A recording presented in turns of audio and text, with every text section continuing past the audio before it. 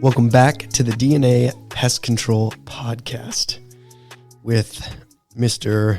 Under the Weather over here, Daniel. And over the weather, Aaron. Getting me sick. That's what you've been doing. I don't know, dude. I don't know. You got to watch out who you're swapping spit with. I know. It's probably my kids. You know, they go, dude, kids are like a sponge of sickness. Yeah.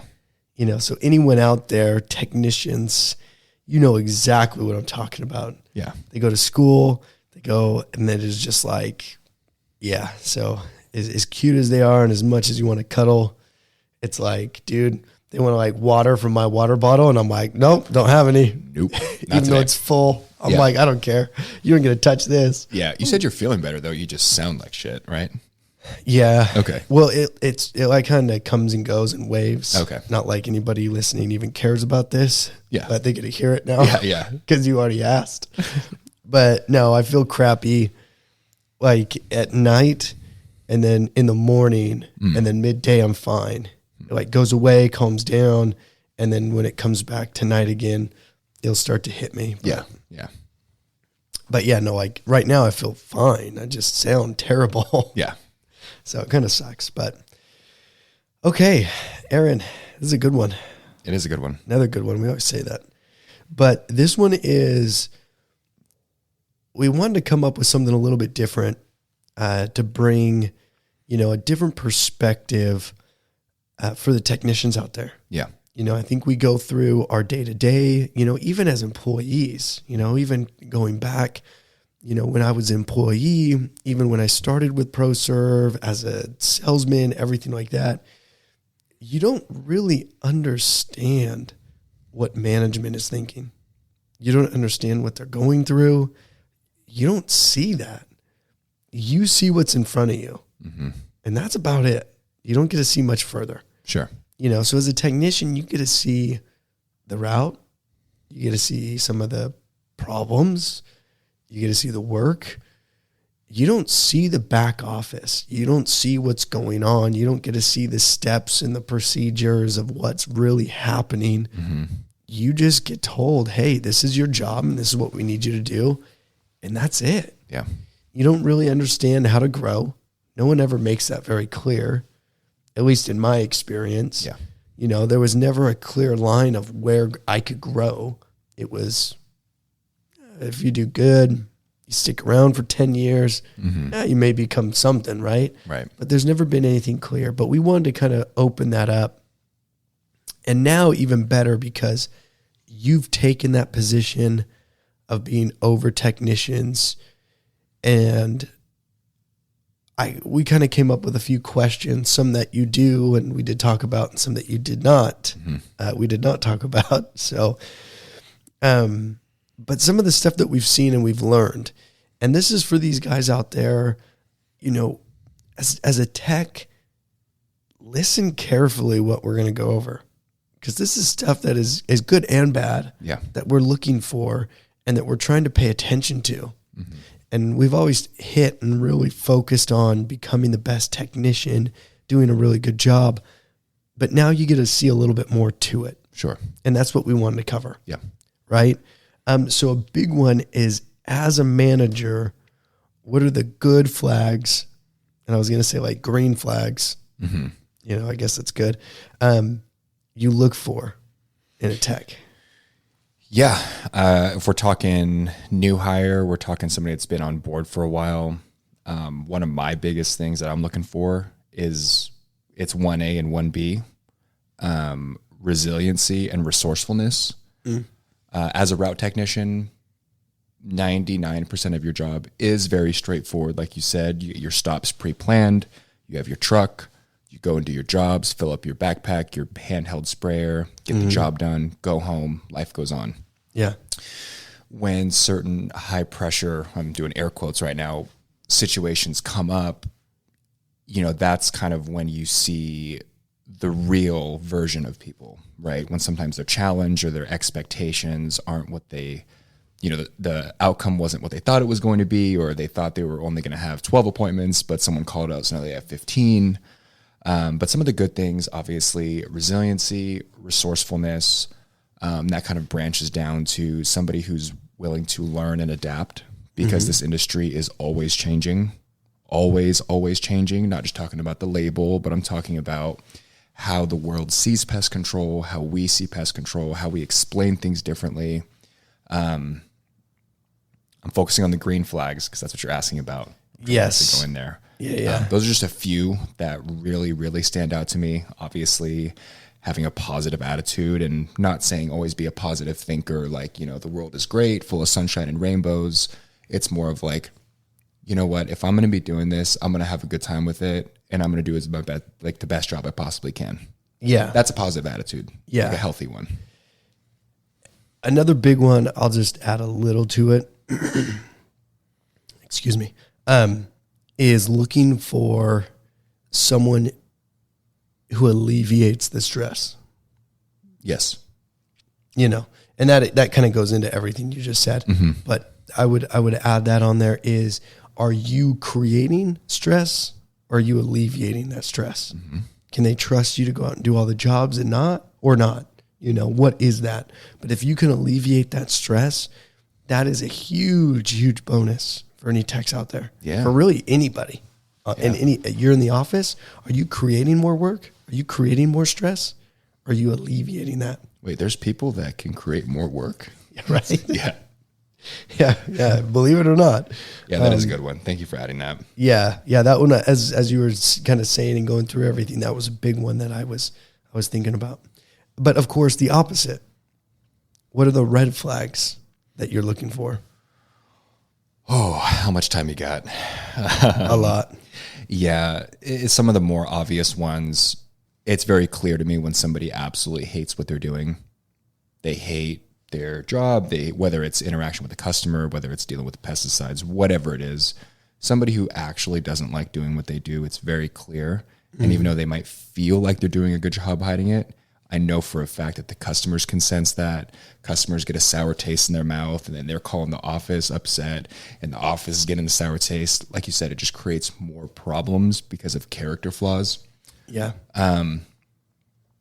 I cannot stand somebody or technicians, employees who complain about things that they're not willing to change, or complain about circumstances that they've created for themselves. For example, I am exhausted today because I didn't sleep enough last night and I want to get off early. Or I have to get my hair cut at 4 o'clock, so I need you to take some stops off my day, even though I've worked 6 hours. Oh, were you talking about me? Well, that one was, yeah. Okay. And I think it does tie back into creating more work, because we'll get into it later in the episode, but people create ideas or visions of how things should be or how their job should be, and they get kind of really set in their ways. Somebody who's not willing to be open and transparent when it comes to learning, when it comes to trying different methods, new techniques. Somebody who's not willing to contribute to group conversations. You know, even if you're a 5-10 year tech and you're surrounded by a bunch of rookies, you should listen. Like you never know. You know what I mean? Yeah. Those are some of the major ones that stick out. Is there anything that big that I missed that you can think of? No, I mean, red flags, it's the little comments, you know? Yeah. People don't think that other people are paying attention. And that is where I'm listening to everything someone says, all the little stuff. You know, you could say a lot in a sentence, and I'm picking that sentence apart, and I hear the little thing. You know, that's what I'm listening to. I'm listening to the little stuff that people will say that bothers them. What's something that bugs you, right? And then they say something, yeah, it doesn't really matter, but this, and it's like, that does matter. You tried to cover it up as it's not a big deal with it's not a big deal, right? And it is. Yeah. You're just saying that, you know, to make it so it's not a big deal. So there's those little red flags there. So like when someone goes out and does a job and they're like, well, I don't really like it that much, or I'll make you a prime example of it, of the red flags, right? It's like I come into the office, I'm like, hey man, how's it going? And you're like, oh, it's all right. It's all right. And it's like, wait a minute, it's all right. You know, that to me is a big red flag. Yeah. You know, now people listening say, what? I can say, just by saying it's all right is a red flag in a certain situation. If I hired you as an office manager and your day's going all right and it's okay and I'm just getting by, that is all really, really bad signs of I picked the wrong person. Yeah, you did. You know, and I did, but it was okay because we moved past that, and then we got to figure out where, you know, where you actually enjoyed it. Now it's, hey, how's it going? You're like, great, phenomenal, doing fantastic. I got all this energy. You know, those are those green flags. Yeah. You know, but when those are the things that I'm listening to when it comes to the red flags. Is what are those small little stuff that comes up during a conversation, and then they say like, oh yeah, but it's no big deal. I'll do whatever I want. We have another guy. You know, we moved him around a little bit, position changes, and every time we ask him, he's just like, well, yeah, I'll just do whatever. No, that's all bad. That's a red flag. It's a big red flag. That's not what you want to do. Yeah. I'll get whatever you throw on me. No, you won't. Yeah. What does that actually mean? Yeah. You just complained 5 minutes prior. Yeah. And then you go and say, throw anything you want on me. I can't. You're not even going to do it. You don't like it. So those are some of the red flags I look at. Yeah. Another one, and you might have a question on this later, but as you were talking, I thought about it. Yeah. So my goal, my job as, you know, someone over the technicians, and for you technician managers out there, is developing people. You know, I really get invested with the guys here, and seeing them develop, seeing them grow here in the company and outside the company gives me fulfillment. With that, you know, there's always the elephant in the room about pay, about advancing, about position changes and promotions. And just as a note for the technicians out there listening, there is always a way to execute an uncomfortable situation properly. Well, you might think it's uncomfortable, but it's not. Let me give you an example. This is real life experiences. We've had people come into the office and say, basically, my lifestyle that I'm living outside of work is constituting me to come in here and ask to work less but make more money. And if you don't, I'm walking away, which to me is insane. Red flag. Insane. There's nothing wrong with wanting to move up and asking for more, but what are you specifically doing to show it? Now, it would have been a totally different conversation if he's calling in asking, hey, what else can I take on? What can I do for you? How can I alleviate you guys, you know, in upper management? And also, simple as, what do I need to do to make more money around here?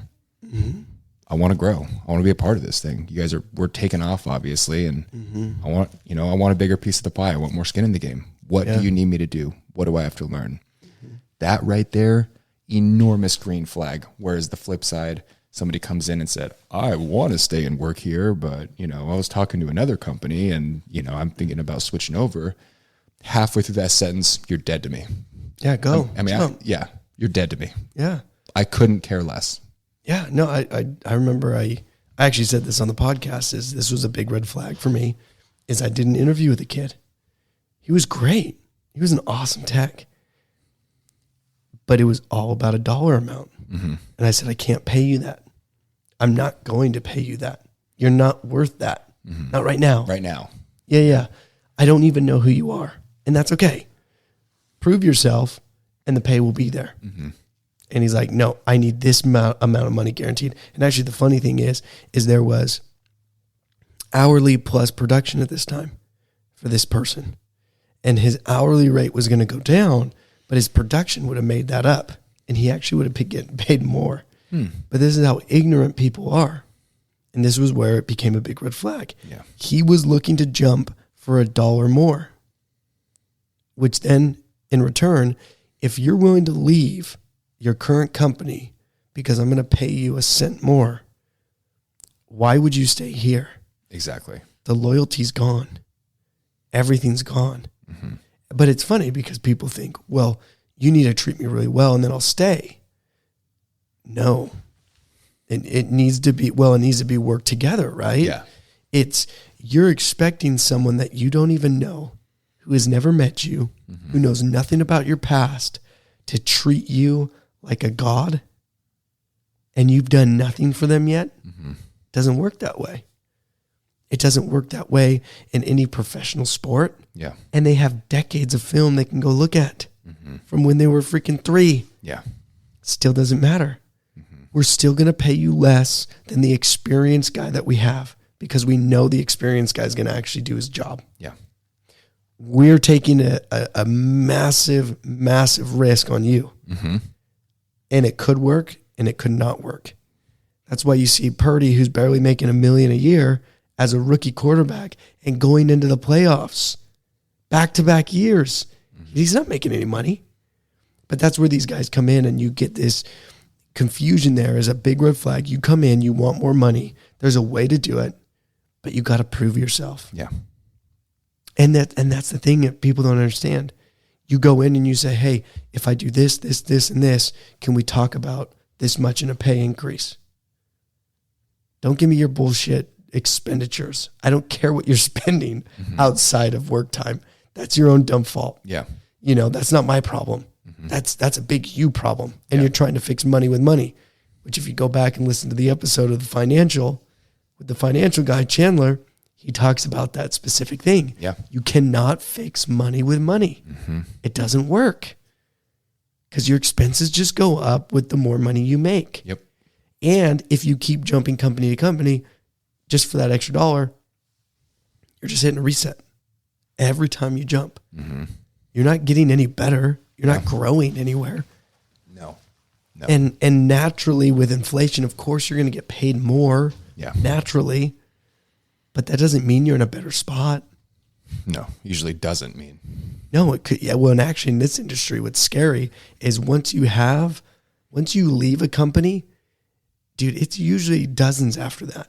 You are literally jumping from company to company to company to company to company after. I rarely see it. You've worked at one company or you've worked at 12. There is no in between. Yeah. With everybody I've ever hired, it's, dude, you got one or you got freaking dozens. Yeah. Mine was, I spent 6 years at that one company right after high school. I had about 8 different sales jobs in between, and now I'm here. Yeah. But it's so true though. Well, but I'm only speaking off of a technician experience. Yeah. All the guys I've interviewed, dude, you've worked at one or you've worked at almost all of them. I get what you're saying. Yeah. Yeah. And I guess it can relate to a lot of other people too, right? Because, you know, they usually are at a company for a long time and then they jump. But with technicians, it's even worse. Yeah.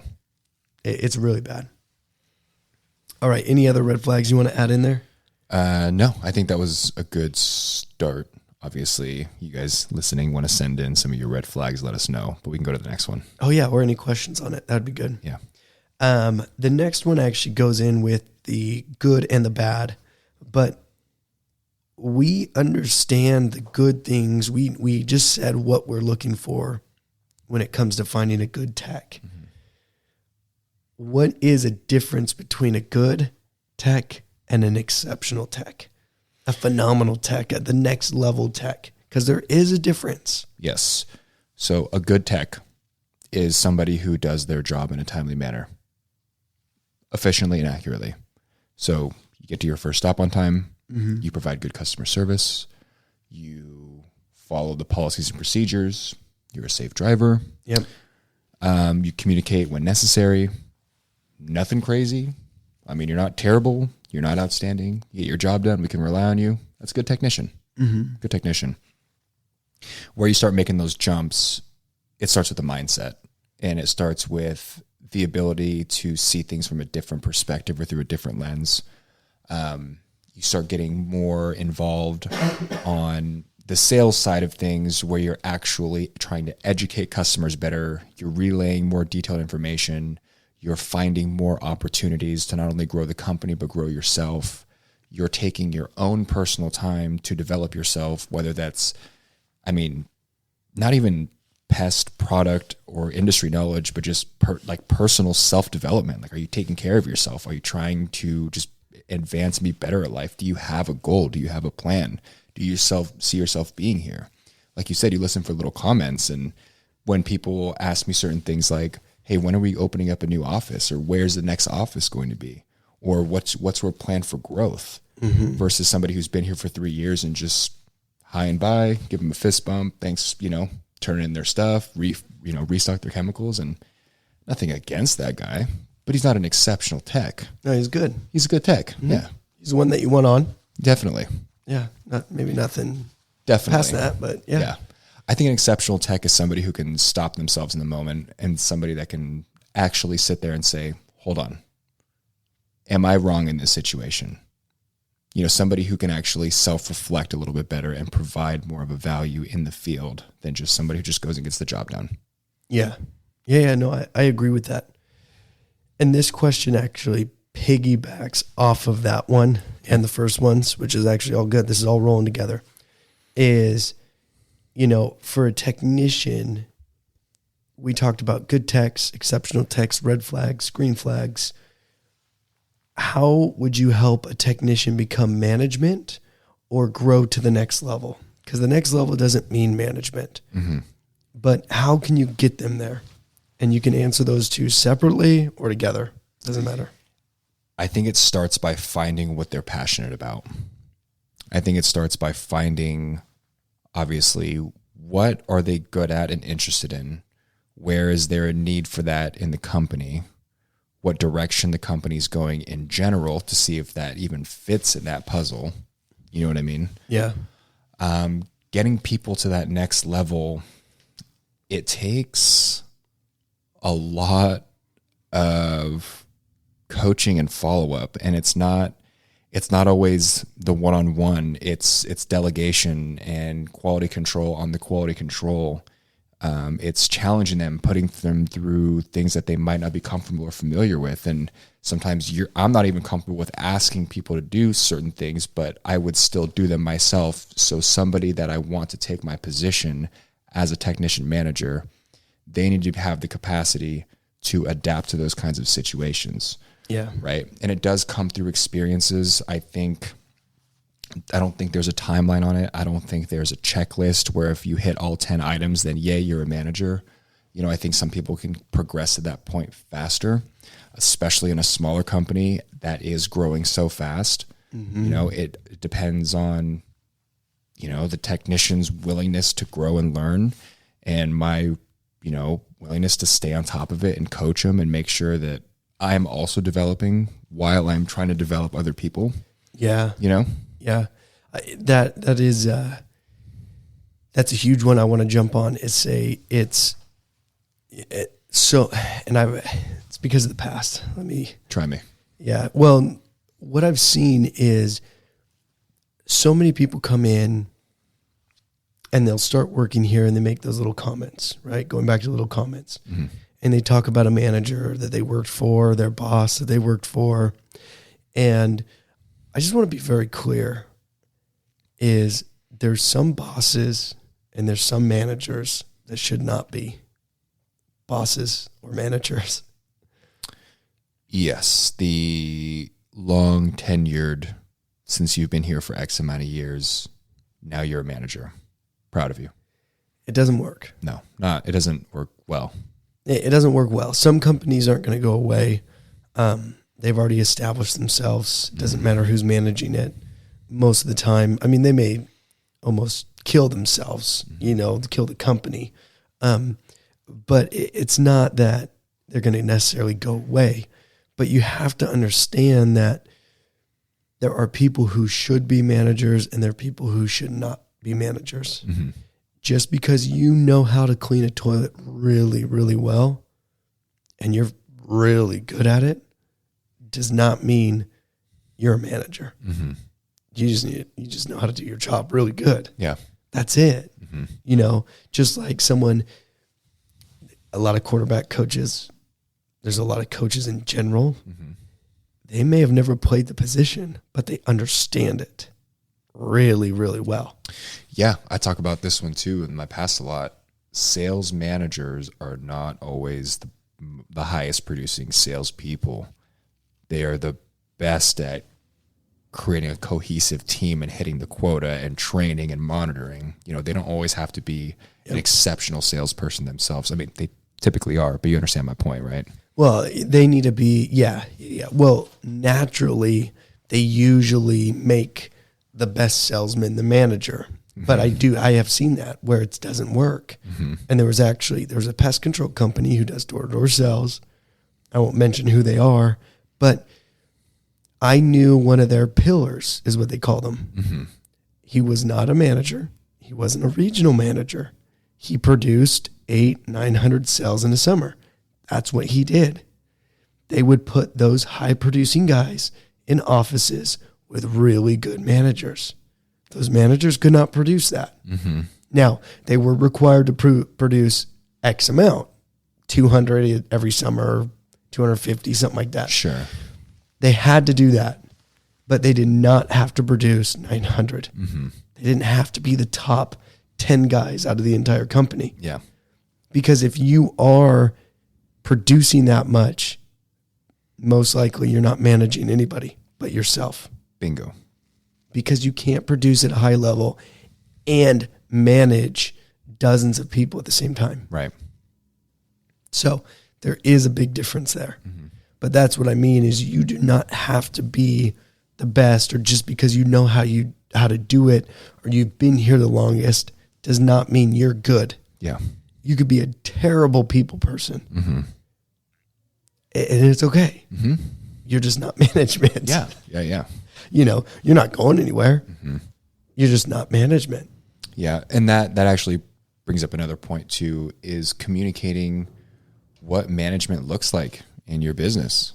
You know, yes, we're in the pest control industry, but there might be different types of managers, whether it's like a production or a sales manager. Then you have like your office manager. You have your, depending on how large you are, you might have a fleet manager, someone who's just over the vehicle side of it. There's a lot of different personalities that could fulfill a certain management type position. So if you're a technician and, there's maybe 1, 2, or even more managers and you're looking to move up in a specific role, that's something you probably should find out too, is what does that really entail? Because I get that hit on me a lot. I want to do what you're doing. Oh, they just don't even know what you're doing. I want to do what you're doing. Yeah. No, they don't. All the time. Yeah. And I tell them, I'm like, please get to a point where you can take my spot. Yeah. Please. Yeah. I want you to as well. Yeah. Live it for a week. I bet you won't last. But yeah, those things just came up as you were explaining that. But that's something that's really good is, how to develop those technicians. And as the tech's listening and understanding, you gave that secret, is find out what that position entails and what skills you need to learn. Yeah. Because just because you're a good technician, once again, your people skills could be terrible. Your leadership skills could be terrible. And so you need to develop those skills. Now, as a manager, you have to help those people develop those skills. Correct. And sometimes you have to be able to, and we were just talking about this yesterday or the day before, you need to know when those people are the right people and when they're the wrong people. Because you can put, a very good person in the wrong position. And then they're going to fail. And they're going to look like they suck. And they may not suck. They're probably really good. They just suck at that. Yeah, where we had placed them. Yeah. And it's not their fault. It's actually our fault. Yeah. So we look at technicians as, and as a tech, a lot of guys don't know. And it's be self-aware. If there's a tip I can give you during this is be self-aware of what you're good and what you're not good at. Because then you know where you can go and where you need work. And it's hard because so many people don't know what they're good at or what they're not good at. And they're like, I don't know. You tell me. I don't know. And so managers will, they should choose for them because most guys don't. Yeah. If you already know, you're already one step ahead of everybody else because most don't. But, I say that too is development and growing to the next level is putting the guy who's going to be best in that specific position in that area. Yeah. And that's where they're going to succeed the most. All right. So this is kind of getting away from developing guys and focusing on guys to get to the next level. But this is a good one. is what are some small mistakes that technicians make that make a big difference?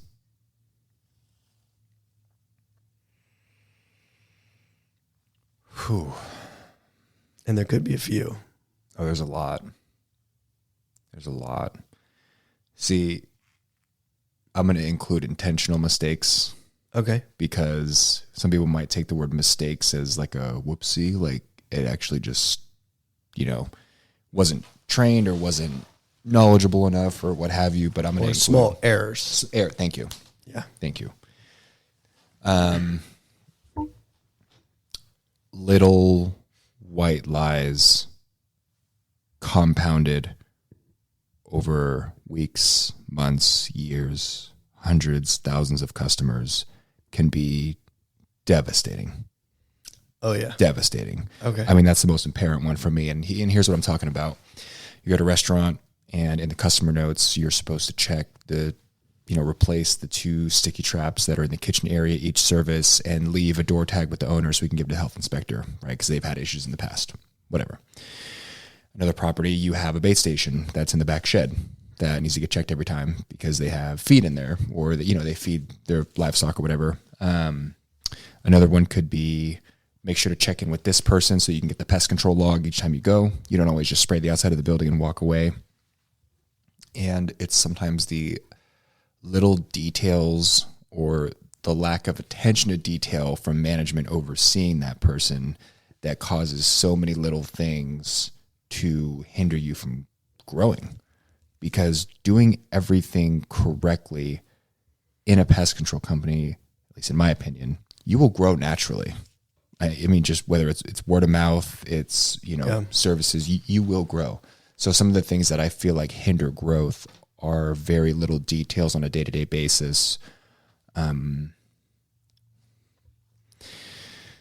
question was, what are some of the small things that make big... Some of the small errors. Some of the small errors. Yeah. Okay. Formulating their own concoctions based on what's convenient or what they feel is right versus what's on the label or what's been trained.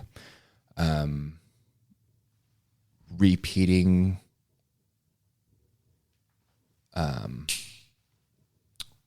applications, trying to treat for the same pest in the same way, in the same situation. You're not adapting. You're not relaying information and notes over from customers.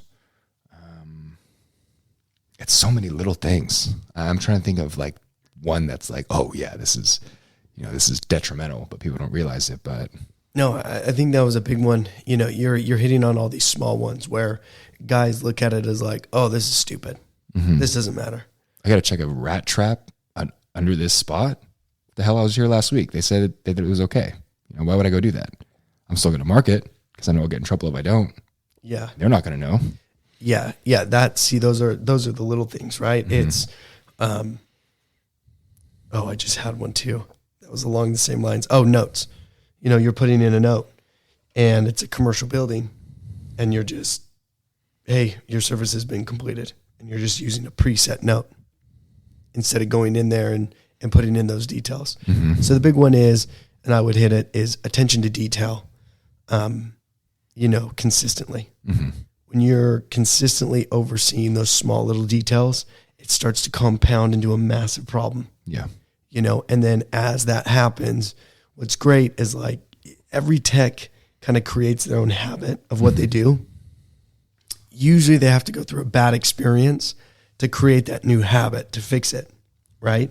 So now, like what I do, I go out to houses, I knock, and I ring the doorbell. Actually, I ring the doorbell, then knock, to be very specific. If I hear a dog, I won't knock again. If I don't hear anything, I'll do one last knock before I walk away. Because I think it's UPS, they ring and knock, and then they leave. We had to learn this on the doors because we would ring and knock and then walk away, and then someone would come out by the time I'm down by the sidewalk. And they're like, oh, I thought you were UPS or FedEx or whatever one it is. Yeah. So I learned that over the years. So I don't just ring the doorbell. I don't just knock. I ring and knock. Now, if the dog is freaking out, then I'm like, okay, they know. So I'm going to hang out for a minute. But those are little stuff that, compounds over time to create a big issue. We had a guy who wasn't even knocking the door. He wasn't ringing the doorbell. He's just walking. He'd just walk up, do the service, leave. And then people kept calling and calling and calling. Oh, yeah. And it was those little mistakes that created such a massive problem. And it's like, what habits, what little errors can you fix now that end up compounding to be really positive things, which we're now seeing. Yeah. As we start creating those, there's always a good and there's always a bad, positive and a negative. So some of the small little minute things can create such a massive impact. That's really good information for technicians looking out there who are looking to advance and move up in the company. Somebody who is detail oriented and thorough when it comes to communicating with office staff, with customers, with your manager or managers. Those are all things that are going to help facilitate a faster growth process for you. Naturally. Naturally. Because you start to learn a lot more, or as a manager, I learn a lot more about certain skills when those qualities come out of people, right? Somebody goes out of their way to, service something for a customer and they're explaining something in great depth. And I'm like, well, I got great feedback from the customer. This person's really good about explaining difficult things to people in high pressure situations. Yeah. I'm going to take a mental note on that and we're going to revisit that on the next, ride along. Yeah. Right. So these things just start to come up with these situations. Yeah. Oh yeah. Okay. So this one's a good one too. I like this one because this is the unwritten rule in your head. Ooh, I like this. So this is good to get into the manager's mind for a tech is what's going on, right? So what is something you expect a technician to get right away, to understand right away, to know right away? And we can split it. Okay. We can say, new tech, zero experience. What do you expect them to know? I don't need to go over this. You should already know it. And then you can even say something they should know if they're already licensed. They have experience. So one, no experience, one does.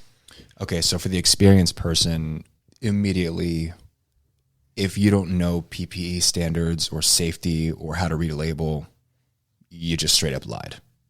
Like, you don't. Okay. You know what I mean? Yeah. I think about that. Somebody grabbing stuff with their bare hands. I'm like, hey, what are you doing? Yeah. Yeah. They've been in the industry a couple of years and I'm like, yeah, what the hell's wrong with you?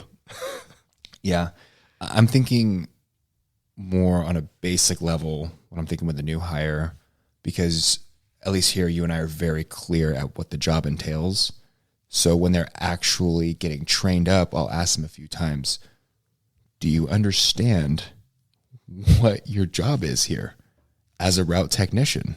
Oh, that's good. Because once they start and stupid things come up where they're not completing appointments, they're not calling ahead when they've been asked to, they're not checking time frames. It's like, hey, you told me you understood how to do your job in the day-to-day. Yeah. And you don't now, so that's not okay. Yeah. I mean, if I'm talking outside of the actual day-to-day, anybody that we bring on, you got to be able to have some level of customer service. You can't crumble in front of people. You got to have some kind of physical and mental resiliency where it's like, if we ask you to, we have like a 6 a.m. appointment, or you have to work late, or, you have to crawl into the house to inspect something. I would expect there to be a willingness to get the job done. Yeah. Because it's what you signed up for. Yes. No, I'm not trying to be an asshole. I'm trying to think of what else would I expect from people off the bat? No, I think you actually hit it. There are some really good ones. It's some of those basic things that it's like, it's life. Yeah. You're at someone's house, you're on their property, respect it. Mm-hmm.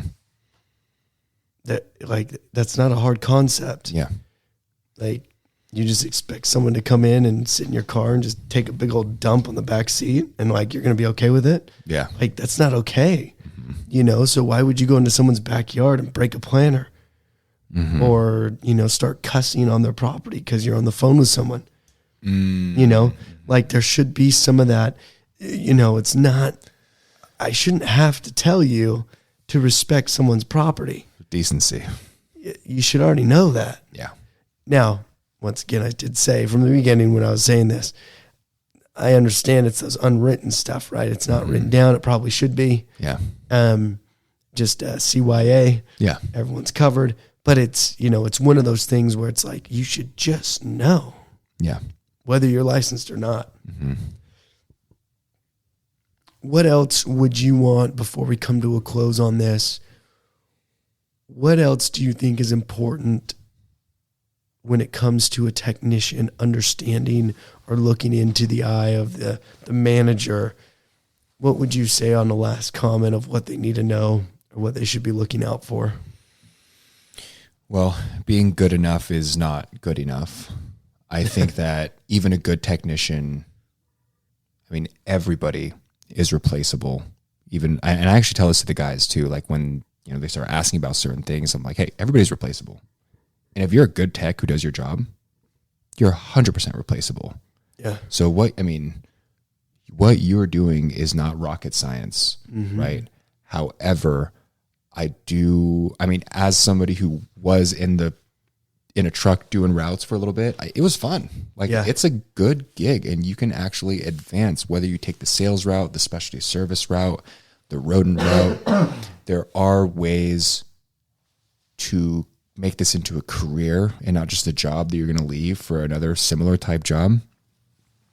So I think some self-assessment constantly is in order if you actually want to advance.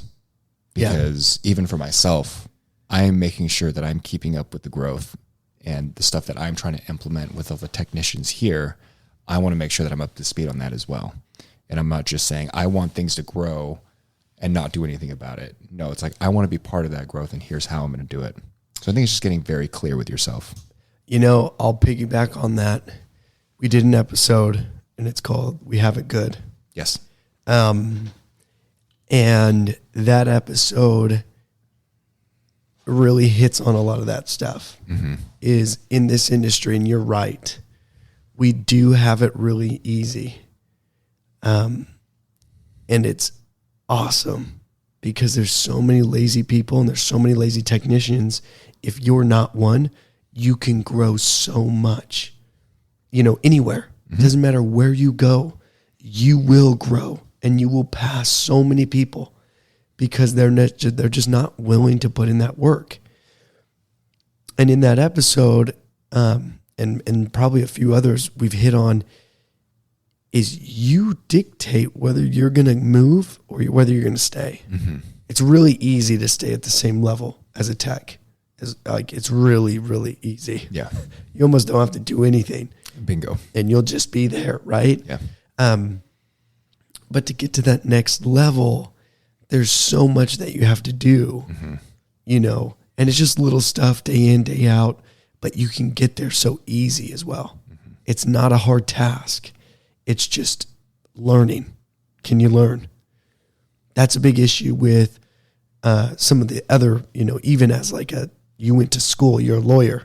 Cool, you're a lawyer. You know it, right? There's not much more you can learn. Maybe some more law. Yeah. Now you have to develop skills, which is a lot harder, you know, for a lawyer. Now you have to sell more. You have to bring on now the customer service side of things. You do kick ass in a courtroom. Great. You don't know how to sell? How did you get that new customer on, that new client? You didn't. You couldn't. You can't grow. Yeah. Here it's pretty easy. You just have to learn more things. You understand chemicals better. You understand safety.